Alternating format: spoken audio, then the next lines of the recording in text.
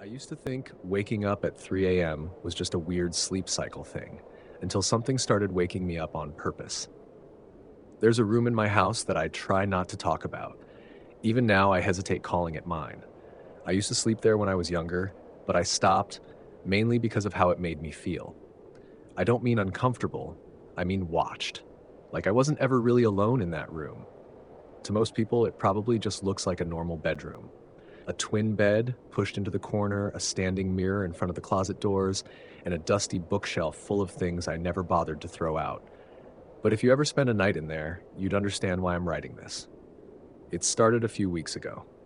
The weather where I live has been unbearably hot, like sweating in your sleep kind of hot. The only room with a working AC is, you guessed it, that room. My old room. I'd avoided sleeping there for almost 2 years. Ever since I moved into the guest room after my sister left for college, I never looked back. The guest room was smaller, sure, but it was quiet, safe. Still, when you're dripping sweat in the middle of July and the AC in your usual room breaks, comfort wins over paranoia. So I moved back into my old bedroom, and that's when everything started happening. The first night, I didn't notice anything strange, just the typical tossing and turning, trying to get used to a bed I hadn't slept in since I was 17. It felt smaller. The mattress was stiffer than I remembered. The closet doors creaked when I moved. I remember closing them tightly before turning off the lights. I've never liked sleeping with closet doors open. It's one of those habits that sticks with you from childhood. I took my prescribed sleeping pill and drifted off. And then I woke up. No sounds, no nightmares, just awake, eyes snapping open. It was dark, but not pitch black. The glow from the AC unit lit up the corner of the room in a pale blue haze. I checked my phone. 3 a.m. on the dot.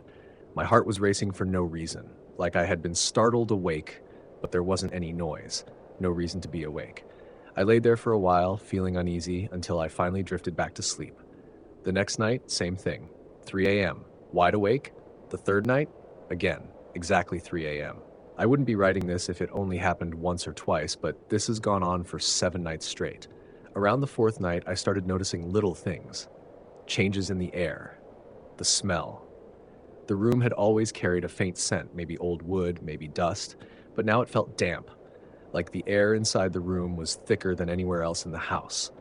I'd find myself struggling to breathe, like there was no circulation. And then there was the feeling. A pressure. Not on my chest, like sleep paralysis or anything, just the overwhelming sense that someone was watching me from inside the room. Every single night. I would lie on my back, eyes wide open, scanning the corners. I stopped sleeping facing the closet. Something about those mirrored doors unsettled me. Sometimes I'd swear I saw movement in the reflection, like a shift in the shadows that shouldn't be there. One night, I actually got up and locked the closet shut with a chair jammed under the handle. I know how that sounds, believe me, but it made me feel safer, even if it was just in my head. That night, I still woke up at 3 a.m., but this time I woke up to a knock. It wasn't loud, just one single knock on the door. Soft, like someone was testing to see if I was awake. I jolted upright in bed, my pulse spiking. I stared at the door. It didn't move. No shadow under it. No creaking floorboards, nothing. I checked my phone. 3 a.m. Again, I waited. Nothing else happened. No voice, no footsteps. The knock wasn't a dream. I was sure of that. It had pulled me right out of sleep. And even though I was too scared to open the door and look outside, I could feel it. Something was out there.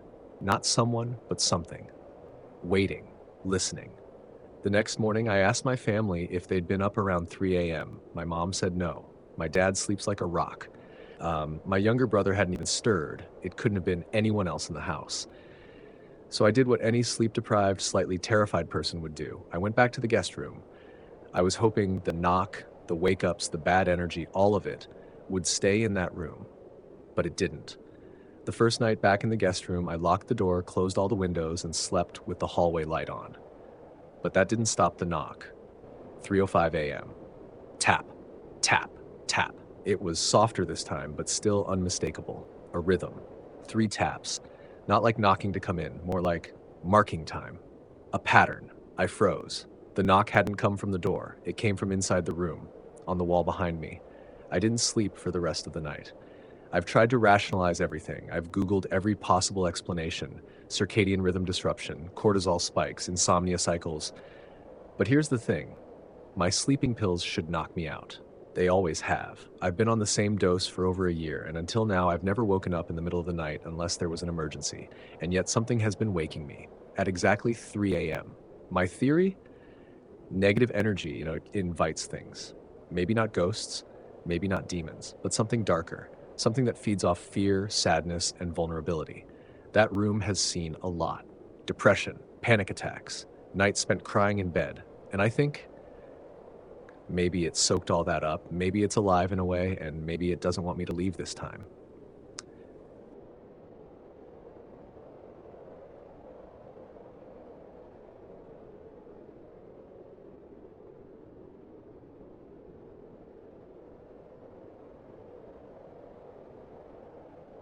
This happened just last night. I haven't really slept since. My wife and I own a rental property about an hour outside the city. It's this older two-story house we inherited from her aunt.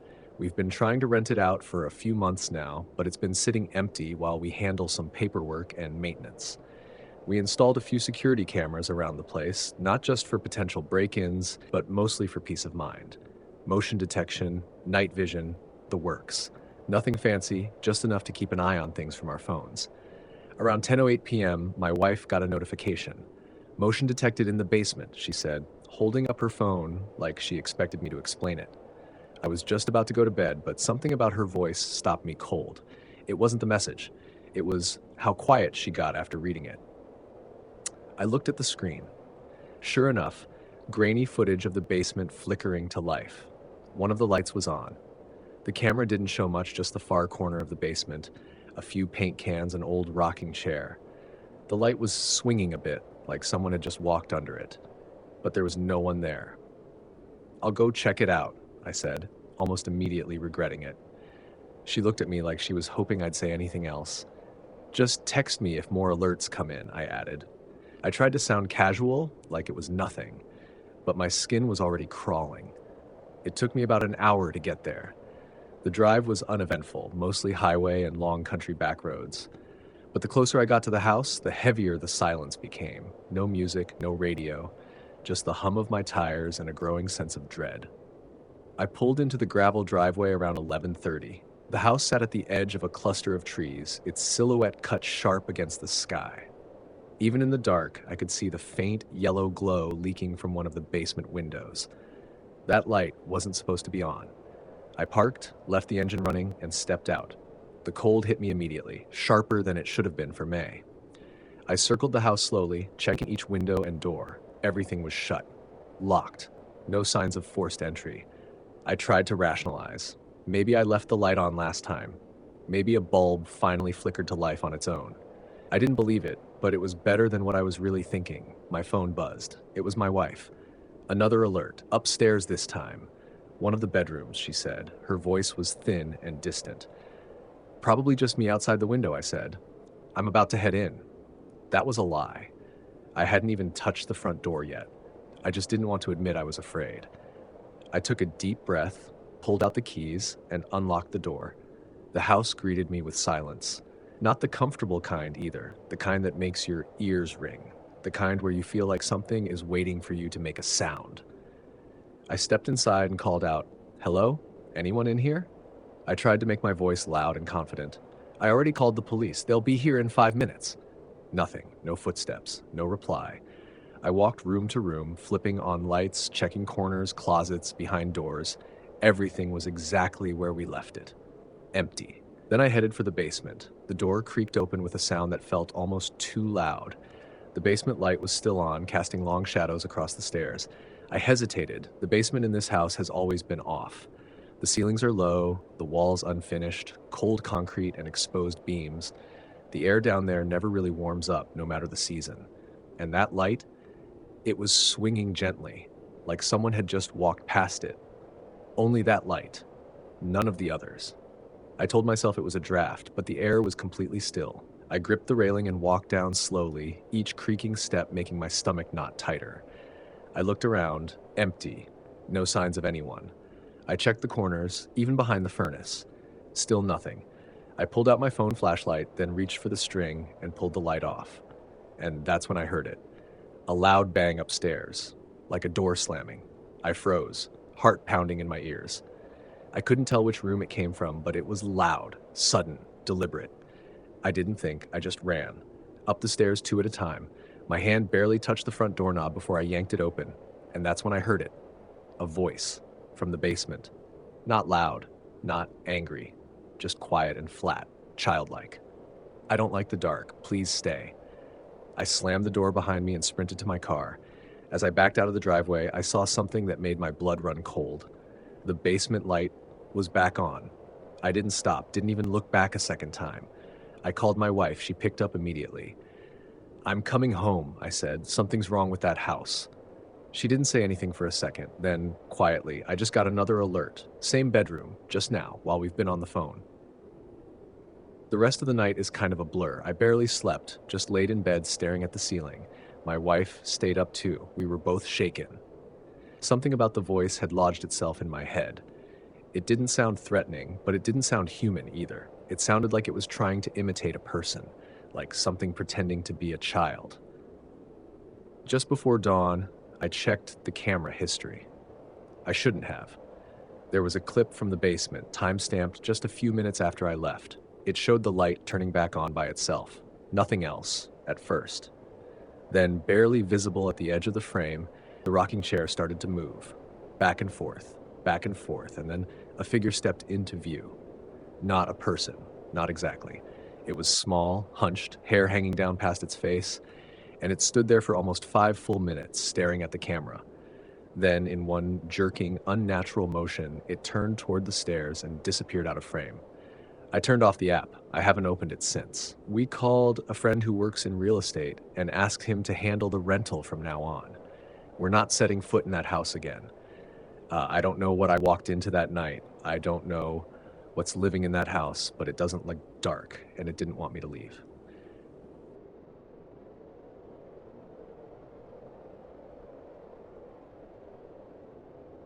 Some stories you remember, others, they remember you. This happened to me when I was a child, but whatever it was, it never really left me. And if you think ghosts vanish with time, I'm here to tell you, some of them wait. I was about 5 or 6 the first time I saw him. We lived somewhere in North Carolina back then, though the memory's edges have frayed with time. My family moved around a lot when I was young, like we were trying to outrun something, maybe poverty, maybe each other.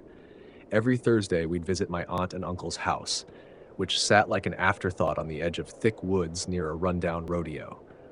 My uncle worked there, fixing the pens and doing odd jobs. It was the kind of place that smelled like hay, sweat, and something sour underneath, like the past had rotted just under the surface. The woods behind their house stretched out like a sea of green and brown, tangled with vines and shadows. My older brothers and cousin and I would run into them without a second thought. The trees were old, real old, the kind that leaned a little too far, like they were listening. I was the youngest. The annoying little sister nobody wanted to drag around, so naturally they made a game of losing me. And this one Thursday, they led me deeper into the woods than we'd ever gone. I remember chasing their laughter, the sharp rustle of leaves, the snap of twigs, then silence. Not the peaceful kind, the kind that presses on your ears like the world itself is holding its breath. When I finally stopped running, I realized they were gone. The woods had swallowed their voices. I stood there, frozen in the quiet. That's when I smelled the storm, that heavy, metallic scent that comes before the sky opens up. The first rumble of thunder sounded like it came from deep underground. I started walking, calling for my brothers, but the trees just echoed my voice back at me. And that's when I saw it, a shack, half sunk into the earth like it had tried to hide from time itself. It looked abandoned, warped wood, a caved-in roof, and a door barely hanging on. But it was shelter, and the storm was getting closer. I stepped inside just as the rain started, slow at first, then like bullets. The shack creaked under the weight of the wind. The inside was worse than the outside. Dust and cobwebs hung like curtains, and the air smelled like old dirt and rusted metal. I curled into the corner farthest from the door, hands over my ears as the thunder rolled over me. Lightning lit up the cracks in the walls. That's when I heard him. "Little Missy, you all right?" The voice was low and southern, thick like honey poured over gravel. I looked up, and there he was, a man standing in the doorway, backlit by the storm. I can't tell you why I wasn't afraid. Maybe it was the way he stood, calm, like the storm didn't bother him at all. Or maybe it was because I was too young to understand what I was seeing. He was dressed in gray, old clothes, dirty boots, a long coat buttoned to the neck, and a wide-brimmed hat that shadowed most of his face. But when the lightning flashed, I saw the buttons, brass, faded, and the belt, crossed with a sword. He was a soldier. He stepped inside without a sound, even though the floorboards should have creaked. He knelt beside me and asked where my family was. "I got lost," I told him. "They left me." He didn't look surprised, just nodded and said, "Storm will pass. I'll see you home." I don't remember everything we talked about, but I remember his name, Wyatt. He said it like it was something sacred. And when the storm faded into a soft drizzle, he stood and held out his hand. He led me through the woods like he knew every branch and trail. He didn't speak much, just hummed something low and strange, a tune that didn't sound like it belonged in this century. We walked for what felt like hours, but time doesn't work right when you're scared and small. Eventually, I heard my name being screamed through the trees. My mother, my uncle, my aunt, their voices desperate, angry, relieved. "There they are," Wyatt said, pointing through the trees. I ran ahead, yelling back that I was okay, that a man had helped me. They rushed to me, pulled me into their arms, scolded me, and thanked God in the same breath. "He helped me," I said, turning to point. But Wyatt wasn't there. Gone. I spun in a circle, sure he'd been behind me just seconds ago. "I saw him," I insisted. "He was a soldier. His name was Wyatt. He helped me out of the woods." They looked at each other like I'd just told them the sky was purple. "There wasn't anybody with you," my uncle said slowly. "No footprints," my mom added. "We would have seen something." They told me I imagined him, that I made him up to feel safe. But I knew what I saw. I knew who brought me back. I didn't tell anyone, but I kept seeing him. Over the years, in fleeting moments, in windows, mirrors, even reflections that weren't my own. Always just at the edge of vision. That gray coat, the hat, the brass buttons. At first I thought it was my imagination, a child's trick. But then the dream started. I'd wake up in a cold sweat, heart racing, with muddy footprints by my bed. One night, I dreamed I was back in the shack. Only this time, Wyatt wasn't calm. He was crying, mud-streaked and bleeding, and in his hands he held something small, a locket, I think. He whispered something over and over, but the words wouldn't stick. I told myself it was nothing, but the feeling never went away, like I was being watched. Years passed. I grew up, moved away. But recently, just a few months ago, I went back to North Carolina. My uncle passed, and we held the service near the old rodeo grounds. Everything had changed, or so I thought. After the funeral, I felt pulled, drawn to the woods like they were calling me back. So I went. It was early evening, golden light bleeding through the trees. The moment I stepped into those woods, it felt like I was 6 again. I walked deeper than I meant to, and there it was, the shack. Still there, still decaying. Only now, the air around it was different, thicker. I stepped inside. It was exactly as I remembered. And in the far corner where I'd huddled all those years ago, there was something new. A small wooden box. I picked it up, heart hammering. Inside was a rusted brass button, a faded photograph of a man in a Confederate uniform, and a letter, written in the shaky hand of a dying man. I don't know what year it is anymore, but if you find this, know I meant no harm. I never made it home. I died in these woods. But sometimes God gives us one last chance to do right. I helped a little girl once. Her name was Emma. She reminded me of my sister. She got home safe. That's all I needed. Wyatt James, 37th North Carolina Infantry, 1865. I couldn't move. I just stood there, reading that letter over and over until the sun started to die. As I turned to leave, I saw him, standing in the doorway, just like before. He didn't say a word, just tipped his hat, then he was gone. Since that day, he's been around more. I'll see movement in the mirrors when no one else is home. My dog stares into corners and growls at nothing. I hear footsteps at night, soft and steady, like boots across old wood. And that tune, the one he used to hum, sometimes I hear it in my dreams. Only now, it's not just Wyatt. There's something else in the woods. A few months ago, I got curious and did some digging into the area.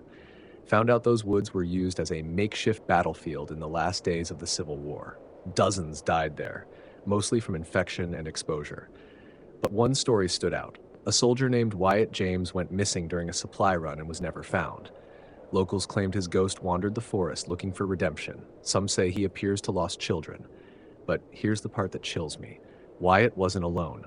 There's a legend about something darker that hunts those woods. A spirit born from pain and blood. A thing that preys on fear.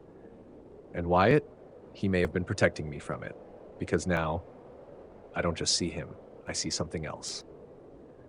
Something that doesn't look human. That watches me from the corners. That whispers in a voice not meant for living ears. I don't know what Wyatt really was. Maybe a ghost, maybe a memory, but I believe he saved my life. I believe he's still trying to protect me, and I believe something else is still waiting. Maybe next time Wyatt won't be there, and maybe next time I won't come back.